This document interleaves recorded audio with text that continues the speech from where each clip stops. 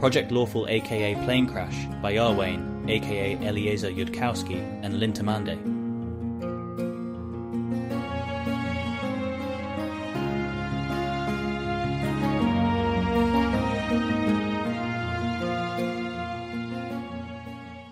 Every ancient god who really got to shape the multiverse, Gosre, Aristil, Callistria, Asmodeus, all of them got there by having the ability and willingness to destroy Pharasma's creation, or risk its destruction with some noticeable probability, unless that creation looked noticeably better than nothingness to them.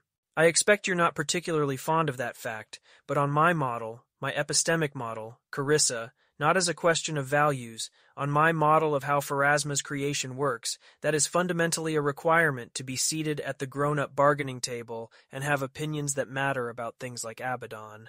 Especially if you want to have opinions about how Abaddon works across an unknown number of inhabited planets, across however many planes, and not just opinions about how the Golarian-adjacent parts of Abaddon work. Which is, I suspect, the most that a wish-based assault would be able to buy you before that got shut down. It seems to me like it also ought to work to be willing to kill other gods, unless those bits of creation under their attention looked noticeably better than they'd be unsupervised. It's not enough to have the willingness and ability to kill gods. You also need the ability to not get killed by them. Anybody can kill anybody, but they probably shouldn't, goes the saying. And what it means is, the existence of an asymmetrical offense with no defense doesn't mean you get to have a lot of power yourself, because other people also have that power.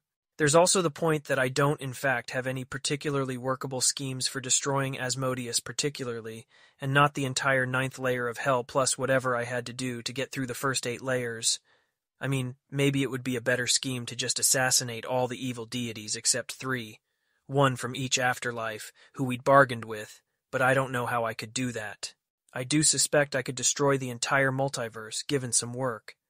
I never did give Project Lawful any knowledge I considered actually dangerous in the presence of magic, but there's a fair amount of it, and I just need one of the top 3 obvious methods to work. Incidentally, one of the several ways in which I realized I'd been stupid once I put on a +6 intelligence headband is that having a scientific revolution around Golarion is really not at all a stable situation, and we are heading into some major divine intervention quite shortly once they actually realize how much of a problem it is if anybody figures out real physics. I expect that the gods themselves don't know, except for Pharasma and maybe Odelmans. And you don't want to destroy the entire multiverse per se, but you think that the fact that you could, if you're right, if the gods couldn't just easily shut you down, means you get to make demands. But if everyone goes, haha, no, then you will actually destroy the multiverse. Well, yes. I'd rather fix the universe than destroy it, and would rather destroy it than let it stay unfixed. There's a lot of people in evil afterlives who feel very strongly that they'd prefer to stop existing, one of whom explicitly screamed that out loud in the vision of hell that I cast. Given how strongly they feel about it, I think their vote wins.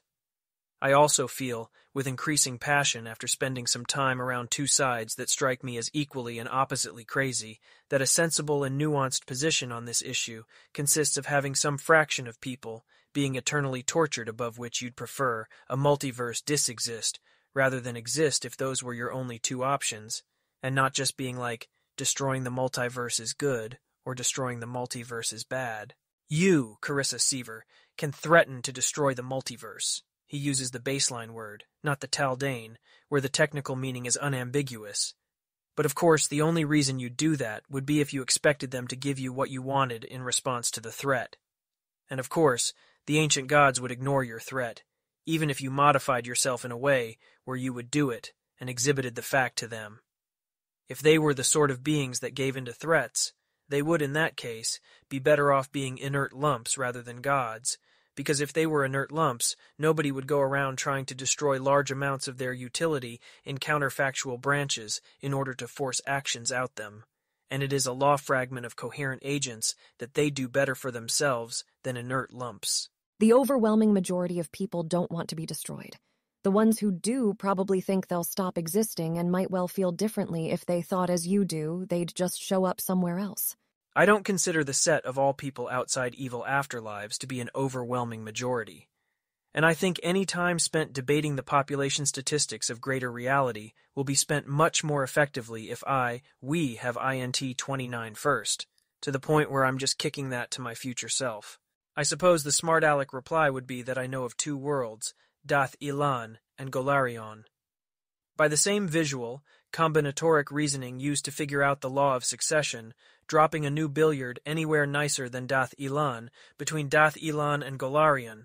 Worse than Golarion is 2-3 probable to land somewhere nicer than Golarion.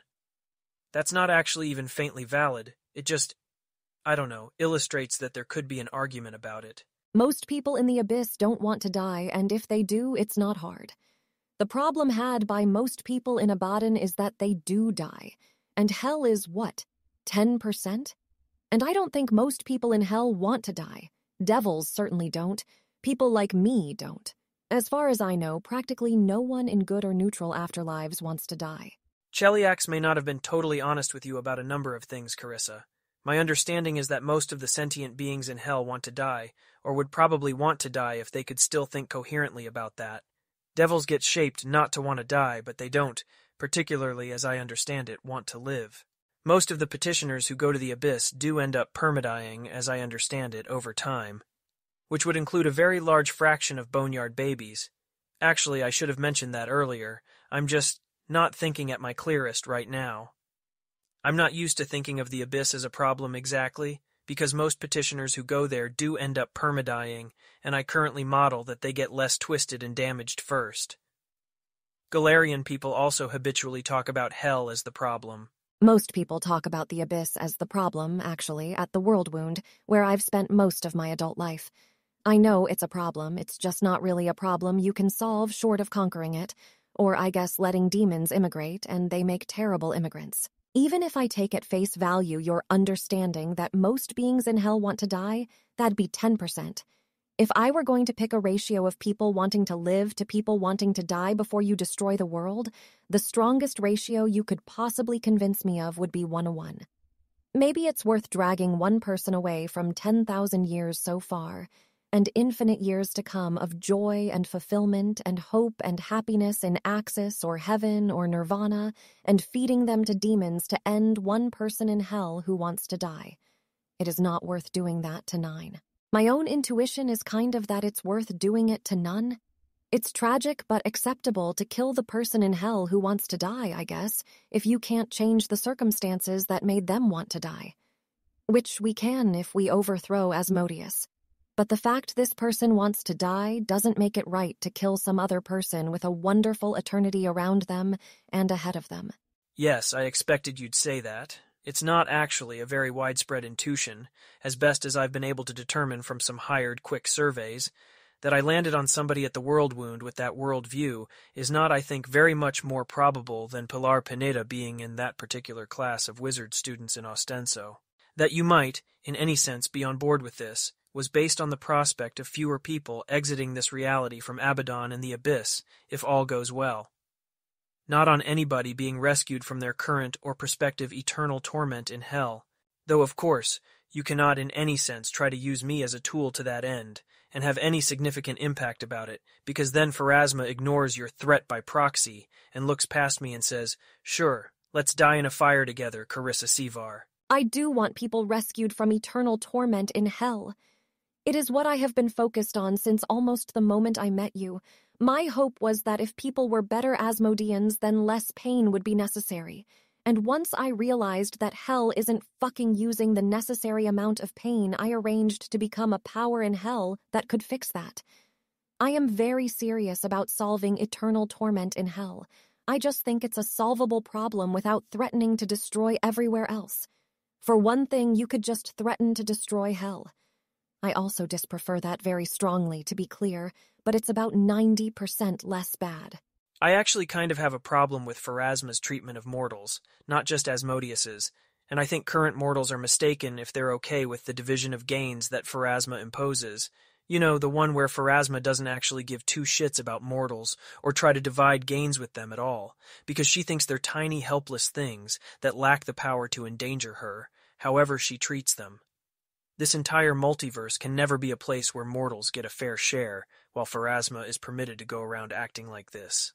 This, incidentally, is the point in my explanation where Tarnish pledged total unconditional obedience to me, so long as, when I negotiated with Pharasma, I told her that Tarnish specifically said, "fuck you."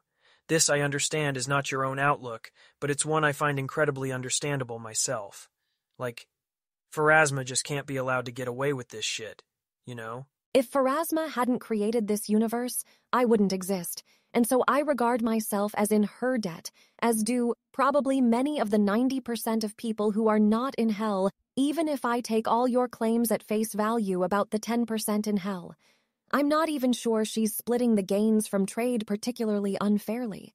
She's not especially getting anything from my existing. I'm getting a ton from it. Yeah, we've got multiple differences here. Not just about the relative importance of the people in hell, but also, like, if 90% of the people in the room get a nice large share of the gains and are happy, and 10% of the people say they're not happy, this is, like, not an okay situation, because 90% of the people are okay with it. There's the question of whether Pharasma built the equivalent of a slum inside greater reality, or if this place is relatively nice, a thought I find absolutely horrifying, which of course doesn't make it false. There's a lot of further complications about what we would, in Dath Ilan, call average utilitarianism versus total utilitarianism, where basically everybody in Dath Ilan is an average utilitarian for reasons, and you are trying to be a total utilitarian who thinks it's helping to add more reality fluid to the slum, even if that drags down the average quality of life across greater reality, and everybody who can possibly exist already exists somewhere. We are not going to solve any of that before it would be a good idea to use those wishes. I am not going to persuade you to be upset with Pharasma, and you are not going to persuade me to be grateful to her. Definitely not in the next hour, but probably period, is my guess. That seems likely. Okay, I do find your plan upsetting, but I had already been moving my expectations downwards and downwards off how much you were avoiding telling me it, and it's about in the middle of how upsetting I was, by this point, expecting it to be. We're now past the first of three things I expect to upset you. Second is the part where I don't see any equally reliable way of getting to the Starstone and surviving what I expect to be a Chekek's subsequent attack without denotating two major explosions over Absalom that I expect to kill everybody there. Possibly I can negotiate with Pharasma to bring them all back. Possibly not. But if all goes well, I expect that nobody there goes too. The bad parts of hell, Abaddon, the Abyss, because I'll be able to clean that up afterwards. The prophecy. Prophecy? Wait, is this a snack service thing, or a Caden Kylian tavern rumor? Because if so, I need to not know about any of that. I'd have mentioned that earlier, but I was dropping things mentally. That is not how I encountered it, but that seems like a likelier-than-not explanation of its origin. I am observing that this is a fairly crippling handicap in planning, and I hope someone in your organization is allowed to think about Caden Kylian. You are. Once you understand the basic structure, whereby anything that looks to me like it's making my path easier, enabling me to do something I could not do otherwise, risks Pharasma looking past me and seeing Caden Kylian and saying, "Let's die together in a fire, Caden." Great. Fantastic. In that case, never mind about the prophecy. I've encountered no direct evidence he had anything to do with it, but I'd still bet on it. You don't currently have a better plan than killing everyone in Absalom. We might think of one once we're smarter, or we might not. Do you want me to do it? Shouldn't reasonably make any difference. Probably does in real life, sure. I'm not seeing any realistic way to do this without becoming the god in question, myself, because nobody else is going to be able to improvise multiverse destruction traps fast enough. I see this as largely equivalent to suicide, even more suicide than I've done already. Sparing me that is something else I'd ask you to look into. I suppose it can't be me because of the thing where I won't improvise any multiverse destruction traps at all, because that might destroy the multiverse. I mean, it could be you if we've got some way for you to execute a self-modification that causes you to do the same things I'd have done, but there's three major problems. One is that from Pharasma's perspective, I could be modifying you to do things I only mistakenly think I'd have done, making you my own threat by proxy. The second problem is if even at INT 29 I can't, in 1 month of accelerated time, actually cause you to know everything I do about physics. Or can't do that without taking enough time that we can't successfully work out good enough wish phrasings for the large explosions this plan requires. The third problem is that I don't know how to modify you in a way that's guaranteed to persist through you becoming a god, especially if you ascend as the goddess of nobody permadying. They can if they want to, Asmodia wanted to, and I offered it to her. I just don't think they'd want to if hell was run more competently. But of people who want to have forever really, truly getting forever, I don't know. It sounds neutral or good, and I probably need to be lawful evil to take Asmodeus's job. Maybe I could give it to Despotter, who is sufficiently obliged to me, but that just seems like it has a lot of ways it could go wrong. I did get this far in my reasoning myself, as an obvious possibility, and people who know actual rather than Chelish theology were pretty sure a lawful evil goddess's domains could include nobody permadying. It's kind of a loose whole system, really. He was thinking of her, some very stupid part of her thinks. I'll keep that in mind. Are you at all worried that Pharasma's going to look beyond you at whatever dropped you on Golarion and made sure you met me and Pilar and whoever else is an important element of this plan, and say, let's die in a fire together? I don't meant to sound flippant about our enormous values difference, but if that's the punchline of the story, when Pharasma tries to look past me at my senders, I'll be pretty unamused with whatever sent me here. But I won't regret having put in a hard day's work to destroy Pharasma's creation. Murdering billions and billions of happy people with wonderful lives when we could have fixed hell anyway. How? Maybe this is the part of the story where the whole plot shifts. It's not likely, but you shouldn't assume it's impossible. What I originally thought you were working on, killing Asmodeus and taking his job. Yeah, how? I just flatly do not believe it is a harder problem than destroying the entire multiverse. Though I admit in the very distracted 2 hours I've had to consider it, I haven't solved it yet. Destroying only a part of something is often much more complicated than destroying all of it, and in real life, complicated plans usually do not work. But you can look. Out of context, of course, it would fuck over everyone in the multiverse if you found a solution like that, and convinced me that it was better than destroying creation with a solution that didn't also fix the abyss or the maelstrom. But that's all the more reason why you ought to try, and I ought to let you. We're not here to make threats, after all, and it's very important that we do not look to gods like we were doing that. Which, non-keeper mortals being what they are, means I have to never at any point start thinking like it's all okay because I can get a fixed multiverse from Pharasma because she prefers that to destruction. I'm telling you to do this, not because it's better than the outcome I expect out of context, but because maybe you'd find something better than the total destruction that I must constantly think as if I will get. I hope that fancy headband is enough that you're tracking all this, because if you aren't, you might want to step back from things before you accidentally destroy the multiverse. On my end, of course, I've read like a dozen novels where somebody has to deal with weird decision theory, twisting up all their reasoning into a pretzel, because, like, novels with straightforward decision theory are boring. That's obnoxious, but it's also Keltham, her Keltham, recognizable and clear, and her heart is doing something funny in her chest. It's a very fancy headband, she says flatly. I follow you. Right.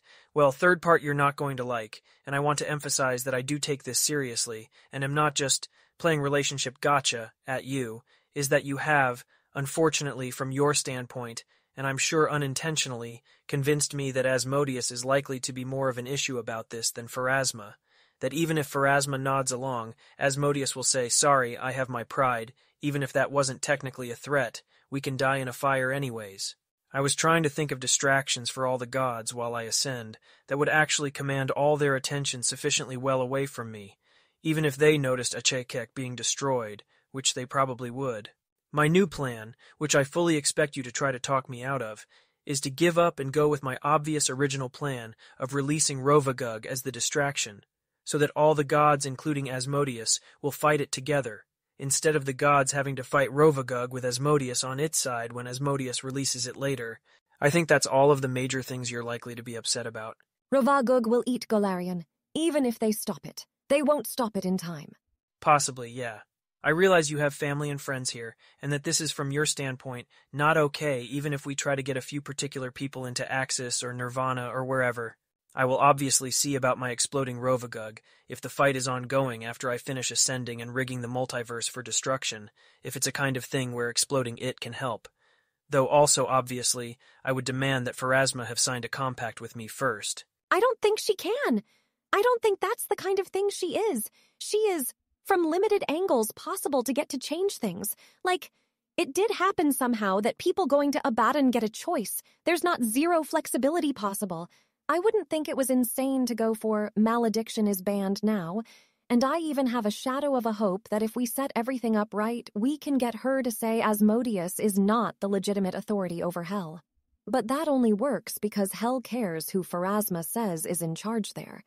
Most things you could say to her, she actually can't do and probably can't even comprehend you saying them. I am not at all sure that is how anything works inside Pharasma's creation, and one of my concerns is that she is vastly underplaying the degree to which she can potentially intervene in events, such that she can fiat nope all my attempts to rig the multiverse to go flomp. But if Pharasma is intrinsically non-interventionist, I'd be fine compacting with a sufficient supermajority of the other gods to get things done. I mean, I do not see any way around the conclusion that Urgathoa dies or gets put in a box, for example, and then we're going to have to take and defend a lot of the abyss's surface, the parts contiguous with material planes and mortal planets. We either need much better conditions in the boneyard, or we need a lot more clerics around to stop half the kids born from dying before they're sortable, preferably both. There needs to be a first circle divine spell for reversible contraception, and enough clerics for that. I'd imagine that Pharasma has a lot more cleric juice than any other god, maybe more than the rest of them put together, and could do all that if she had to. But if not, well, I can negotiate with the other gods too, if Pharasma will let me fix things and stay out of my way. That she can just stop you destroying the multiverse seems quite likely. If you try to bite off too much, you might well get nothing at all, instead of getting just Hell fixed and the world wound closed, and we can take Abaddon in the next century if we get that. The man's voice grows sharp then. 1. Pharasma's apparent level of power, non-intervention, and incomprehension is constrained by numerous apparent observations, including that she has clerics, and that she could benefit from the cooperation of other gods in defeating Rovagug and coordinated with them about it. I am concerned that Pharasma may not be what she appears. What she appears as looks manageable. 2. I do not, when thinking at this scale, care about the world wound, an issue of one planet. I in fact don't care about the world wound emotionally either, because I didn't grow up here. 3. It should be obvious that I don't care about the world wound, and that it simply wasn't a valid consideration at scale. Your failure of perspective-taking on that reflects a general type of reasoning error, where, if you commit it with respect to Pharasma and decision theory instead of myself and utility functions, you will potentially get everybody in the multiverse killed unnecessarily. If I think you're not able to reason at a grown-up level better than you just did, I will say under Truthspell that I consider you a danger to the survival of the multiverse and invoke the relevant clauses of our compact until I can get you enough intelligence augmentation that it's worth trying again. I did not damage myself just by being a teenager who got traumatized by Cheliax and you. I also damaged myself by needing to constantly strain myself to think in the right patterns so as not to unnecessarily destroy the multiverse, and the one time I made an exception to that, I did something with you that I worry went off-plot and will lead to Pharasma destroying the multiverse because you knew too much and the wrong things when you decided to bargain with me. Do not bother comparing this to whatever you suffered from having the Queen reading your thought transcripts. You were not trying to do something this difficult or precise, and I expect could not do any thinking this precise while being the Carissa of Cheliax. I'd forgive you for having no practice, but Pharasma will not, and therefore I am shutting down my capacity for forgiveness. This is me caring about the survival of the people of the multiverse. Thinking carefully, not making mistakes like the one you just did because I got emotional and wanted the argument to go a particular way. I am not going to suggest that you don't care because you do. But that you care means nothing if there is no pipe going from the caring bucket to the precise thinking bucket. I don't own you and can't give you orders, so I cannot order you to grow the ass up. But I can state as a non-threat that I will act as I must to preserve the multiverse if I see you endangering it with generalized sloppy reasoning of that level. That may be fine for surviving in Cheliax under constant threat of hell, but does not cut it for being a mortal trying to participate in God negotiations. The reason that I think we need the world wound closed in addition to Hell handled, and I'm optimistic we can close the world wound ourselves without relying on it as an outcome of God negotiations. But I do think that negotiations which don't ensure it if it hasn't already happened leave us much farther from a good outcome. is that it's the non-Rovagug avenue by which entities interested in destroying Golarion, the planet, could do so in a way that's vastly cheaper to do than to prevent, and possibly unpreventable if the gods are all exhausted from fighting Rovagug. The reason I think that is an important consideration is that I think building civilization with industrial knowledge and cheaper spell silver on Golarion is basically a necessary step for the universe being on an improving trajectory from here. The gods are very unlikely to be able to do it, no matter what agreements exist among them. The best it seems remotely likely we'll be able to get from them is an agreement not to stop us from doing it. A lot of the things that make people's lives good and interesting and valuable aren't actually things that can be granted by divine miracle anyway. And this is not going to be the last threat to the multiverse, and we can't plan on solving every single situation with someone trying to personally ascend and threaten to destroy the universe. I doubt we make it through 3 more crises that way. So, civilization. I could be wrong that Golarion is by far the strongest contender for where to do it, but I don't think I am. We know a lot more about where to start building a civilization of humans than a civilization of anything else. Golarion has a bunch of ascended, formerly human gods. From what you said earlier, it sounds like they're pretty sharply local. I should expect once I ascend, I'll be at least somewhat local, at least for the first few thousand years, as will Pilar if she ascends, as will anyone else we ascend if we kill Achekek. And it turns out to be the case that with him dead, there's a substantial waiting store of suitable people for it. Losing Golarion makes things much, much worse on the scale of the next couple thousand years, and I think likely means something bad happens to creation before we can dig ourselves out of that trough and get back to where we'd have been if we didn't lose Golarion. That is, of course, also an objection to the Rovagug plan, but I actually am immediately coming up with enough ideas there to be tentatively optimistic. I think if we play our cards just right, we make Asmodeus commit himself fully to destroying Rovagug in time to save Golarion. I think it's interesting that when I said I thought the world wound was important, you instantly assumed I couldn't comprehend the stakes and had just decided reasonlessly to worry about a minor problem on a planet you intended to have eaten anyway, instead of, asking me under what assumptions does the world wound matter. I think you did that because you have never fundamentally respected me, never fundamentally respected anyone on this planet, believe that you alone are capable of reason.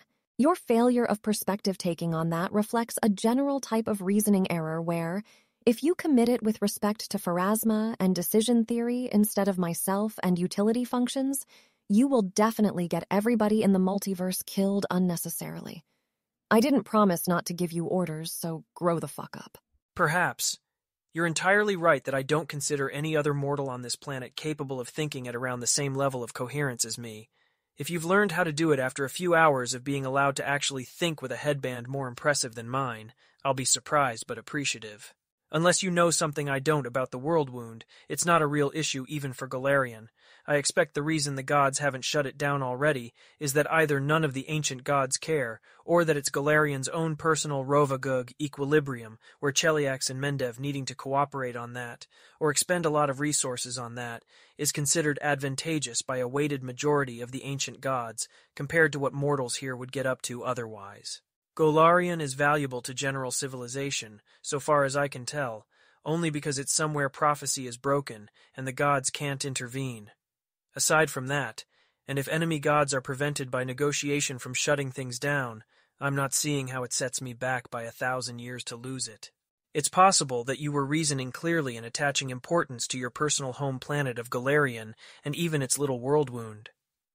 I'm not convinced either of the object-level thesis or that you're demonstrating meta-level clear reasoning, and if you want to prosecute that further, I should swap to +6 intelligence and augment wisdom.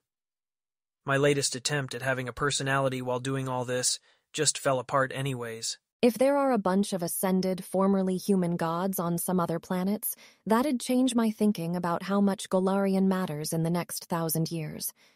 I expect there aren't. What I've heard about the Starstone makes me believe it's unique within creation. If Iomedae, Kaiden, Irori, and Norgorbur are by far most able to intervene on Golarion for some reason that won't apply to me and Pilar and anyone else who ascends if we kill Achayakek and blow away the Starstone protections, that'd also change my thinking. I don't understand precisely why you think the world wound would be easy for the gods to fix, but I have no specific opinion on that either way, and it's not decisive in my reasoning.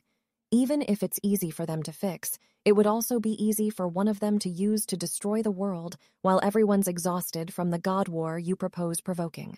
I am not very invested in arguing either specific question, which I am uncertain about and which I might better put to those history researchers you mentioned, and or to Despotter, but if arguing the object-level point while you wear a fancier headband would help convince you that there exist people in this world who can reason more clearly than you, then that seems well worth the time. Information about other solar systems seems nearly impossible to come by, including by trying to buy it from Abadar. I've tried. Irori's nephew supposedly ascended by writing a perfect book, which if it's true or metaphorically near true, suggests either that Achekek only prevents duplicated ascensions, or that ascensions use up some conserved resource of local divinity specialization. There are other members of the Vudrani pantheon who come with similar stories of mortal ascension, and which are equally, let's say, subject to potential doubt. If we take those stories at face value, then they predate the shattering of prophecy, and are probably a sort of event that's allowed by ancient gods. However, we are not going to settle object-level issues on this level quickly, and there's an unknown curve of increasing danger before we use your wishes in hell. I am largely expecting you to end up reasoning more clearly than myself. From a standpoint of Dath-Ilani tropes, which, to be clear, haven't always worked for analysis, this story would obviously be shifting to have you as the protagonist, along with a contrived reason why you've got to work by poking me along highly constrained directions, and can't simply go off and solve everything yourself, using your own solutions. I am an average punk kid from another plane, and you are the incredibly driven person that I non-coincidentally landed on at the World Wound. I'm effectively certain the ability stats here don't capture all underlying capabilities of Thinkumph, but the intelligence ability stat still counts for an awful lot. It's not just possible but probable that, driven as you are, you can spend a week of subjective time having higher boosted intelligence than anybody in Dath-Ilan, and rederive more effective thinking skills than anything they were able to teach me at INT 18. I wouldn't bet on you against a higher rank keeper, but I'd bet on INT 29 Carissa against INT 29 Keltham in the limit, and maybe even a week later. That I do not, right now, have confidence in being able to navigate the Pharasma looking through me aspects of that. Or for that matter, confidence in not just having you talk me out of destroying the multiverse because you can talk me into anything, is why I'm not okay with you boosting to INT 29 before I do.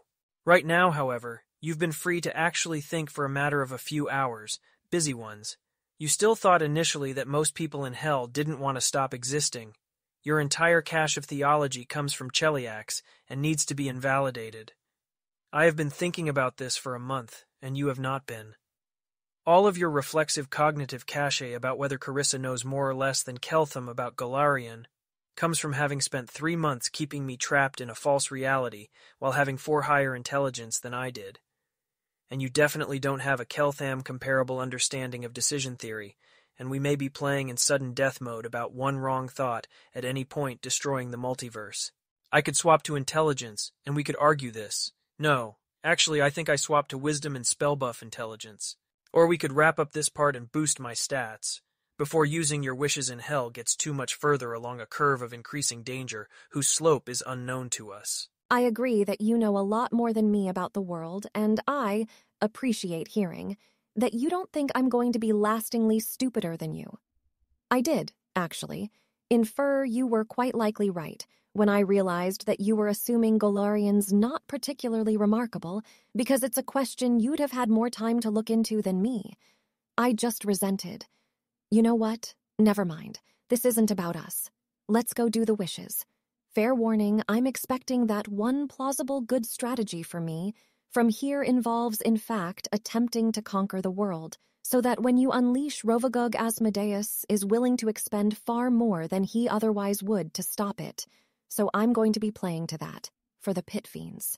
I'm going to do greater spell immunity, trap the soul, malediction, To be determined. Protection from evil, cloak of spell resistance, swap to splendor headband, invoke your glibness, and then not say or do anything. If we don't think that's enough to avoid my giving things away, then I've got a scroll of dominate person you could use on me. Actually, we should maybe head out of the rope trick and over to the whiteboard area to plan this out. People with access to the demiplane forbiddance are people with full clearance, or they're supposed to be. I bargained for safe passage. You should be fine, but that all sounds good. Do you happen to know your present alignment? I got reattoned to true neutral a few days ago. Don't know if it's still holding. I've got a scroll of early judgment I could use to check. Why? It'll get back to Cheliax. If you were lawful evil, they'd be more likely to believe I was playing a long game where I'm still on their side. Also, you seem pretty lawful evil. What with the plans to, in expectation, murder tens of billions of people to improve your negotiating position. So I thought I'd check. It's fine. I don't even know if I'll end up doing this plan. I'm not risking lawful anything, in case I do something evil and die at the same time. We could hit up Absalom's temple to Norgorber and see if they can do a quick atonement to neutral evil before we go. Don't think that helps. Also, can you just do that? Atone to wherever you want? I thought you had to, repent. Mayal figured an atonement wouldn't go through for him. I'm currently in a mental state where I can regret virtually any of my life choices by putting in 12 seconds of work. If it doesn't work, I'd have learned something about myself. Pharasma's sorting system, or atonement spells, I guess. Okay. In that case, I guess let's put protective spells up and go. Do you have planar adaptation? Hell's going to bother you. So I've heard. I was otherwise getting ready for a trip to the plane of elemental fire, so I've definitely got the scrolls, but they were relatively hard to get. How much bothering are we talking about? Is this a grit-my-teeth situation, or you're already kind of psychologically damaged and shouldn't risk it situation? Well, it'll, help with any problem you might be having where you're considering not blowing up the universe. I'll use the planar resistance once I'm there if mind blank isn't enough. This is definitely not a time to do anything that could look remotely like strategic self-modification. I say again, should we actually head over to the whiteboard? Yeah, all right. She jumps out of the rope trick again. Minor character, Irewain. Holy shit, that's Carissa Savar? All right, if that's what Mr. Doomlord considers to be well above average pretty but not exceptional, then I can see why he's not sleeping with any of the women here. To be fair to Mr. Doomlord, I got prettier after we broke up. Oh, like started using makeup and dressing sexy again once you weren't in an established relationship? I guess that would entirely account for the discrepancy. Green glowing glitter, she says, and crosses the forbiddance. Wonders idly if her earring would stop her from saying it wrong and letting the forbiddance fry her. Probably. Is there a list of spells and their cost to the project in millions of expected murders passed up? Somewhere I can reference for decision-making? Does that mean you're joining the anti-Doom faction here? It's my considered opinion that you've made the right choice. We've got the cooler slumber parties. Green glowing glitter, he says as he climbs down. We use gold pieces for accounting around here. I'll see about getting you a price list. You know, I thought I'd never in my life see anything as doomed as Project Lawful, but a project to utterly soul annihilate everyone on it, everyone they care about, and everyone else in the universe, populated mostly by people who are against this but under oaths to try to do harm reduction, surpasses it. I know, right. And since Mr. Doomlord is the only thing those two projects have in common, it follows that all of the doominess is completely his fault. Wow, seeing what he gets up to entirely on his own must be a very exonerating experience for you. No, he is quite conceivably the most horrible person ever to walk the face of this world, but I made him, and I'm not less guilty where he's more monstrous. See, that is a general sort of life attitude that I associate more with the pro-Doom faction. You may need to watch out there. I swear to you, I would suffer an eternity as a paving stone in hell before I assented for a single person who wanted to live to permanently die. Huh, intense lady? Doesn't have the same ring as Mr. Doomlord. I'll have to think more about what to call you. She'll just look through the resources on offer and make sure they're prepared for their trip to hell then. They include at least the results of sending somebody with an unreasonable, though not literally unlimited budget, through Absalom, Quantium, Isfahel, and probably some other places, with instructions to buy at least one of whatever low-level scrolls they didn't have already, or any higher-level scrolls that might be useful to a project that might need to enforce oaths, go to the elemental plane of fire, hold somebody prisoner and prevent them from escaping, avoid detection, prevent mind control, undo mind control, provide an unstoppable means of committing suicide, avert known methods for trapping souls, or render somebody difficult to torture. A lot of people here look like they'd want to talk to Carissa Seaver, if not for the part where she's clearly quite busy right now. Somebody wearing Nethys's holy symbol is observing to Keltham that mind blank probably stops even a pit fiend from reading your alignment. She's going to shut down all lines of thought about what Keltham's told these people about her, which she's very curious about and which doesn't matter, and pick out some spells for surviving hell. I'm ready when you are. As many as several people in this crowd seem to be of the opinion that Carissa Seaver and Mr. Doomlord should consider catching their breath for a few minutes and possibly have a refreshing drink or tasty snack before they literally go to hell. Some strategies of harm reduction are more straightforward than others. Sure, fine. Does anyone want to make conversation while she has a snack? How did you get that headband? Sold my soul for it. Why? Had a soul, wanted a headband. Did she actually invent the +2 and +4 headband assembly lines while also running the conspiracy, while also making Gase earrings, while also being Keltham's second on science research, while also being Keltham's girlfriend? Well, he didn't know we had rings of sustenance, and he had a lot of girlfriends. But yes. Can I read your soul contract? There's not a lot of attested, non-standard infernal contracts out there. Sure, why not? What's Ione Sala like? She knows Ione Sala, right? Is she as cool as all the stories say? Honestly, she was kind of a bitter, traumatized teenage girl. Besides the thing with using spell silver from 6 feet away, what's the coolest feat of spellcraft she's ever pulled off in her own opinion? This interaction is profoundly disconcerting for reasons Carissa really cannot put a name to at all. I made the Gaius earrings while I was directing the conspiracy in Absalom, and while they were in my pocket without looking at them, they'd been narrower, but I'd realized that'd look suspicious. I guess most people would have had to look. Is there some subject Carissa Seaver would actually prefer to talk about by way of letting her brain cool down before she goes to hell? You could tell me about yourselves. There's a sharp divide between the people Keltham brought on board before and after. He started worrying about whether being in his presence or being important to the story might cause people to have more reality fluid. People from after that tend to be cheerfuler, happier, and to be headed towards afterlives they're comfortable with. The earlier hires have grimmer stories which they can't tell Carissa Seaver about, because once Keltham realized what he might be doing wrong, he ordered everybody present to not talk about any bad things that had happened to them in the past, so those bad events wouldn't get more reality fluid retroactively. This is known as the no tragic backstories rule. This person wearing the holy symbol of Nethys has led a peaceful life for a Nethesian. He's in the pro-Doom faction. He's only a first circle cleric and only uses his divine spells for harm reduction, even so, in case doing otherwise would risk Pharasma looking through him to see Nethys.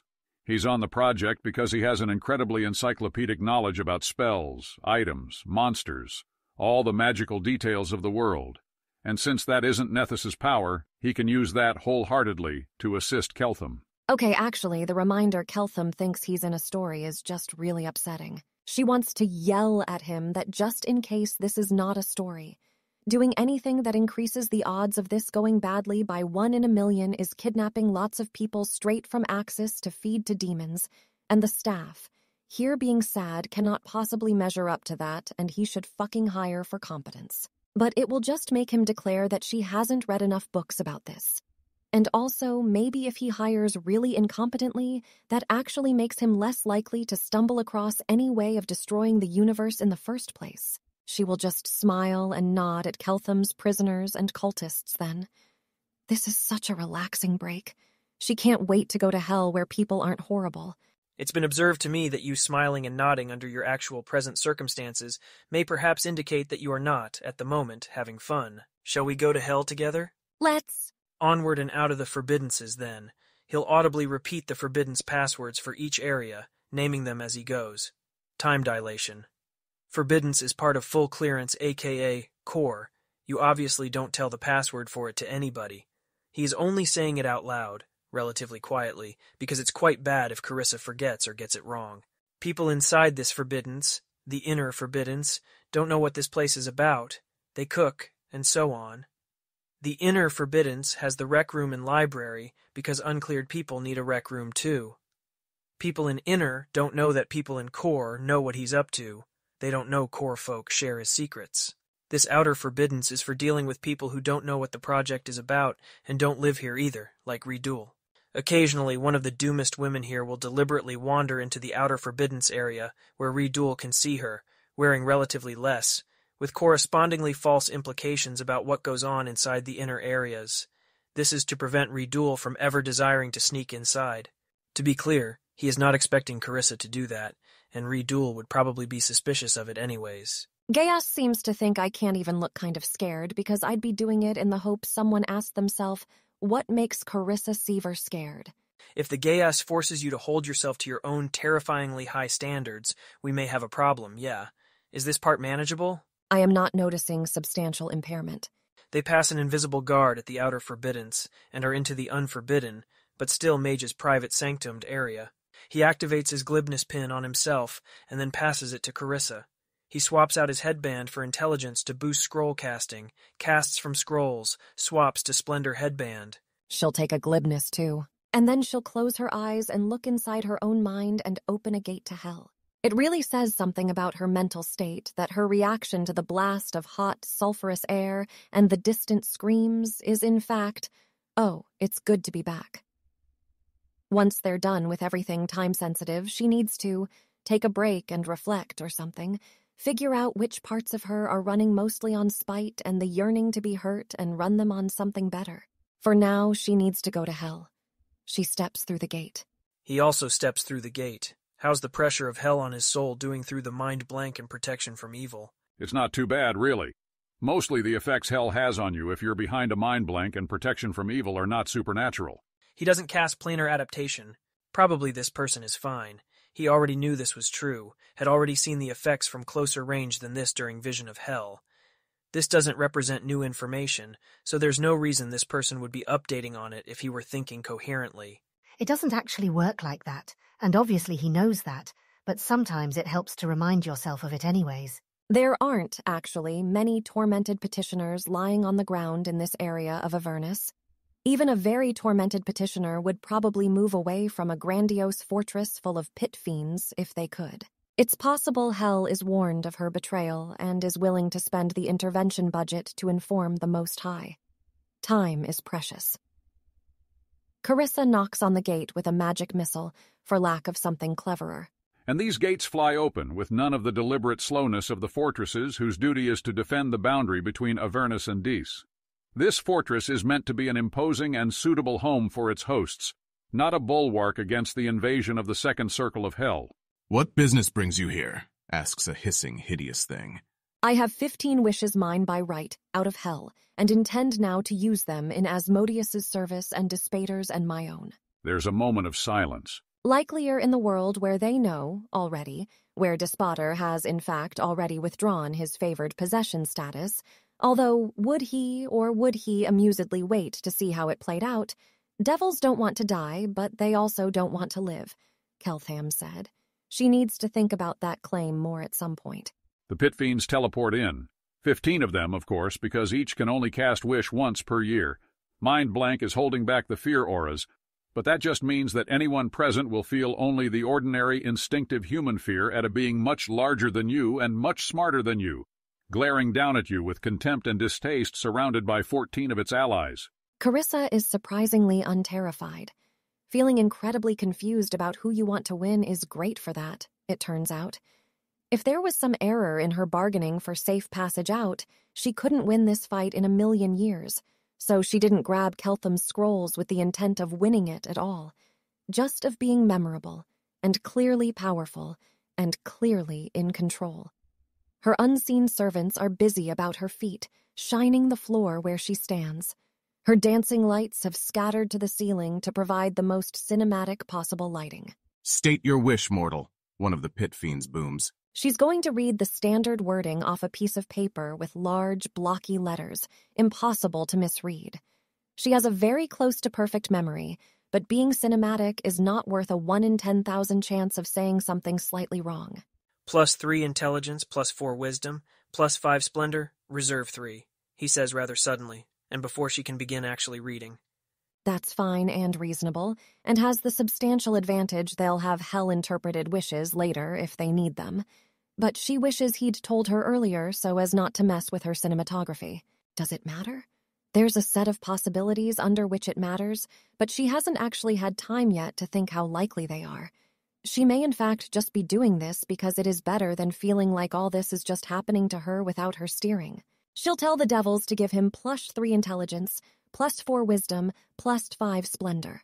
He doesn't outwardly react. Okay, not to be an embarrassing stereotype of herself, but holy shit, wishes are the most beautiful things she has ever seen. In the time it takes them to cast the 12 wishes, Carissa has come up with a spectacularly clever rationalization for why the way to win from here involves her becoming a 9th circle wizard and casting all required wishes for the project herself. It's not true, but it's so convincing. She'd be so good at it. How could anyone possibly think a universe was worth destroying that had such beauty in it? When the magic has settled around Keltham and the air no longer glows, she channels Abigail and gives him a little bit of a condescending smile, and then departs the fortress with him, her path cleared of dust by her unseen servants, and opens the gate to go back.